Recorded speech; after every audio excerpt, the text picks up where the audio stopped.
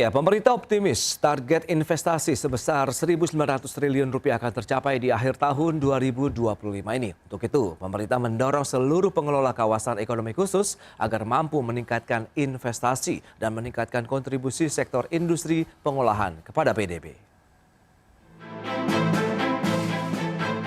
Menteri Koordinator Bidang Perekonomian Airlangga Hartarto menyebut investasi merupakan salah satu kunci dalam pertumbuhan ekonomi Indonesia. Airlangga menegaskan pemerintah juga optimis target investasi sebesar Rp1.900 triliun akan tercapai pada akhir tahun 2025. Hal itu mengacu pada realisasi investasi hingga akhir semester 1 2025 yang masih sesuai dengan target yang diproyeksikan. Karena investasi menjadi kunci daripada pertumbuhan ekonomi selanjutnya. Dan tadi dilaporkan juga bahwa target investasi di Rp1.900 triliun di tahun ini dapat dicapai karena untuk semester pertama itu sudah dicapai realisasi yang diinvestasikan berdasarkan data yang ada di BKPM. Sebelumnya Airlangga menyatakan target investasi tahun ini akan menjadi penopang bagi target pertumbuhan ekonomi Indonesia yang pada tahun 2025 ditargetkan tumbuh di atas 5%.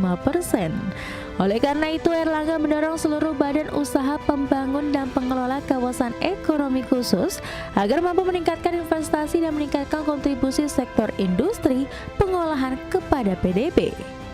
Berbagai sumber, IDX Channel. Ya, pemirsa, untuk membahas tema kita kali ini, menjaga konsistensi target investasi sebesar Rp1.900 triliun hingga akhir tahun 2025, kita sudah tersambung melalui Zoom bersama dengan Ibu Lana Sulistianingsih, ekonom Universitas Indonesia. Ya, halo Bu Lana, apa kabar? Baik, terima kasih Mas Pras, alhamdulillah baik. Baik, terima kasih juga atas waktu yang disempatkan. Nah, kalau kita bicara mengenai realisasi investasi di semester 1, kita lihat ini hampir 50% begitu. Anda melihatnya apakah sudah sesuai juga nih dengan konsensus ekonom, Bu Lana? Ya, biasanya memang kalau di paruh pertama dari 1 tahun, itu target minimum tuh 50% tercapai, itu sudah bagus Mas.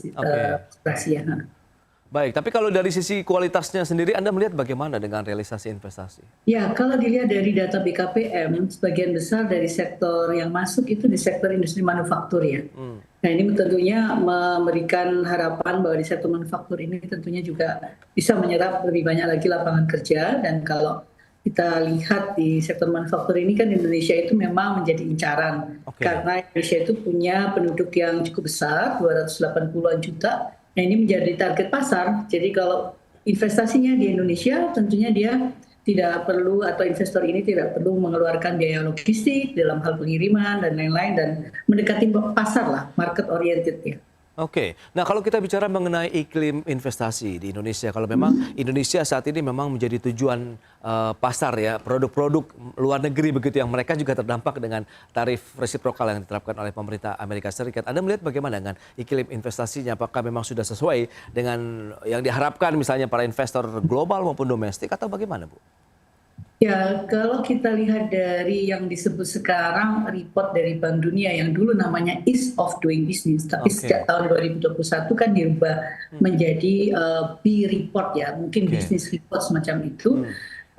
Ini memang tentu masih banyak perbaikan, dibutuhkan banyaklah perbaikan-perbaikan, terutama perizinan dan kepastian hukum ya. Nah, itu yang sangat dikeluhkan oleh para investor. Sebetulnya kalau dari sisi aspek tadi market, tujuan akhir dari investasi tersebut adalah hilir, yaitu pasar yang dituju. Indonesia ini sangat menarik buat para investor asing terutama ya. Nah, tetapi itu tadi mungkin perlu memang harus terus-menerus diperbaiki, karena terakhir kalau menggunakan ease of doing business, Indonesia itu masih jauh di bawah negara-negara tetangga kita, khususnya di ASEAN aja jauh di bawah.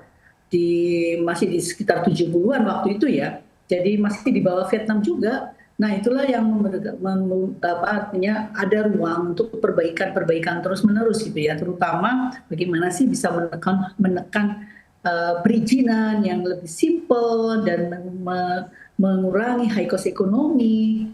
Nah, ini bagian dari yang sering dikeluhkan, terutama lagi adalah kepastian hukum.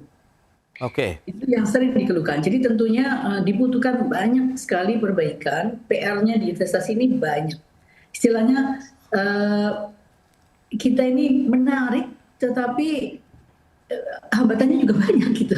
Oke, ya, ya, ya. Iya. Itu yang memang harus disingkirkan lah, dan artian jangan sampai daya tarik kita, pesona kita begitu untuk investasi Iya, menjadi betul. berkurang begitu ya, Bu Lana. Betul. Nah, kalau kita kaitkan dengan dinamika global saat ini, perang tarif begitu saat ini, karena memang sudah ada banyak kesepakatan ya antara pemerintah Amerika Serikat dengan negara-negara lain, ada yang diturunkan, bahkan ada yang juga dinaikkan. Nah, Anda melihat bagaimana nanti dampaknya kalau kita lihat terhadap investasi di Indonesia? Ya, nah ini bisa dimanfaatkan sebetulnya karena Amerika tidak setuju dengan yang namanya transshipment. Oke. Transshipment itu seolah-olah di sini dikemas sedikit, dikembalikan atau dibawa ekspor oleh Indonesia gitu ya, dianggap sebagai ekspor Indonesia. Padahal ini sebetulnya cuma transshipment. Nah ini membuka ruang bagi investor asing. Mereka harus membuka pabrik yang benar gitu. Jadi nggak hanya sekedar jahitan terakhir gitu ya. Oke. Supaya diekspornya atas nama Indonesia. Karena ini banyak yang masih mencoba mencari ruang dan peluang gitu untuk bisa masuk ke Amerika, itu caranya gimana. Jadi banyak taktik-taktik investasi atau perdagangan yang mereka lakukan. Nah Indonesia mesti juga harus cerdik juga. Jadi ketika seperti ini dan transshipment itu tidak lagi diakui oleh pemerintah Amerika, ini menjadi peluang bahwa kalau mau diekspor atas nama Indonesia, ya seperti ini loh investasinya. Jadi kita sendiri harus punya juga guidance bahwa untuk bisa dianggap sebagai ekspornya Indonesia harus memenuhi syarat ini. Nah kita harus punya posisi tawar itu. Jadi hanya jangan cuma dipakai sebagai tukang jahit. Oke, ya, ya. Jadi harus ada keuntungan yang lebih besar lagi, ada value added yang lain, tidak sekedar tukang jahit akhir, kemudian kita ekspor atas nama Indonesia. Padahal itu bukan produknya Indonesia, misalkan seperti itu. Nah ini kan pemerintah Amerika juga paham mengenai hal ini, sehingga mereka melarang yang model-model seperti ini.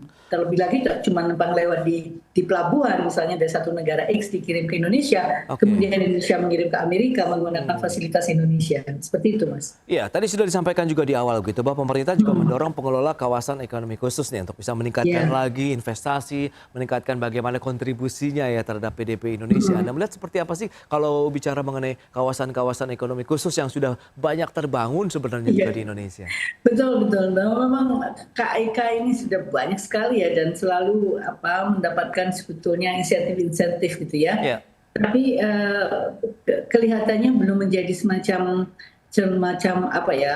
daya tarik yang sangat kuat untuk buat perusahaan atau investor asing itu benar-benar menempatkannya di KIK.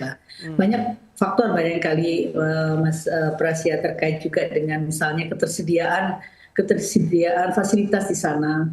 Misalkan apakah KIK ini dekat nggak sih sama pelabuhan? Kalau jauh dari pelabuhan, mereka masih memikirkan tingkat kemacetan yang harus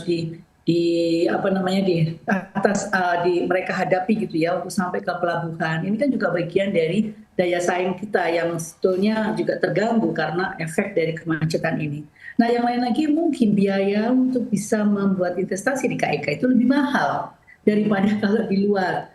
Apakah ada standarisasi tertentu, misalkan UMP-nya harus seperti ini, agak sedikit lebih tinggi dari UMP yang ditetapkan oleh provinsi. Nah, saya persisnya nggak tahu terkait itu, tetapi saat ini memang kelihatan masih belum membuat daya tarik yang begitu besar ya.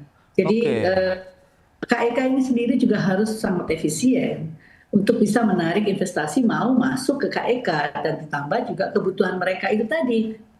Dekat nggak sama pelabuhan, bagaimana mereka bisa mendapatkan, kan pelabuhan itu penting banget Mas. Kalau ada bahan baku datang, itu berapa lama, berapa cepat masuk ke KIK.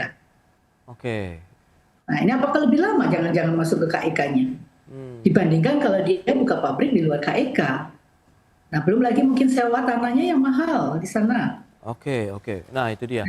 Lantas kalau kita bicara mengenai dari sisi kebijakan-kebijakan di kawasan ekonomi khusus, apa yang masih perlu kita pecahkan bottleneck-nya di sana? Kalau memang tadi kaitannya dengan fasilitas pendukungnya begitu ya, pelabuhan, kemudian kondisi jalannya, kan kita bicara mengenai jalur logistik dan lain-lain begitu, Bu Lana. Tapi kan itu juga tidak sedikit biaya yang harus dikeluarkan.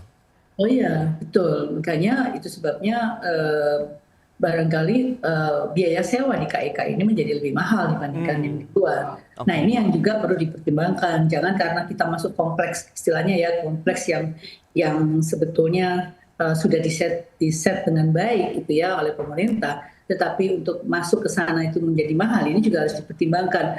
Perlu dilakukan review juga seberapa kompetitif gitu ya untuk masuk ke KIK tersebut gitu, dibandingkan kalau perusahaan ini langsung investasi saja di tempat yang tertentu. Nah, termasuk juga tidak hanya sekedar tadi ya Mas Pras terkait dengan pelabuhan, termasuk juga bahan bakunya, apakah dia mudah.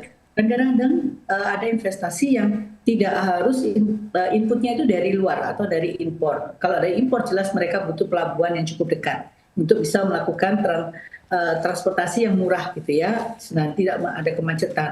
Tapi mungkin ada bahan baku yang diperoleh di sini di dalam negeri. Jadi KIK juga harus memperhatikan dari sisi tidak hanya market orientednya, tetapi juga hulunya ini dekat nggak? Misalnya dia perusahaan tambang, KIK-nya jauh nggak dari pusat tambang, ya mungkin dia nggak mau masuk ke sana. Nah akhirnya dia tetap buka di investasi yang dekat bahan tambang itu. Nah ini juga perlu dipertimbangkan dari aspek hulunya ya, sumber hulunya itu di mana. Nah KIK ini perlu dipertimbangkan aspek-aspek tadi, apakah tadi lebih ke arah market ataukah lebih ke arah hulunya, ke arah hilirnya atau ke arah hulu. Terutama tambang ataupun juga termasuk yang berkaitan dengan produk-produk perkebunan itu juga harus dekat sama hulunya. Baik Bu Lana. Dan kita akan cermati sejauh mana begitu realisasi investasi di semester 1, kemudian bagaimana menjaga konsistensinya begitu di kuartal kedua tahun ini. Mengingat ini akan menjadi kontributor besar juga terhadap pertumbuhan ekonomi kita di kuartal 1 yang menyentuh 5,12%. Kita bahas nanti di segmen berikutnya Bu Lana. Kita akan jeda dulu sebentar. Ya, terima kasih. Baik pemirsa, jangan beranjak dari tempat Anda. Kami masih akan segera kembali usai pariwara berikut ini.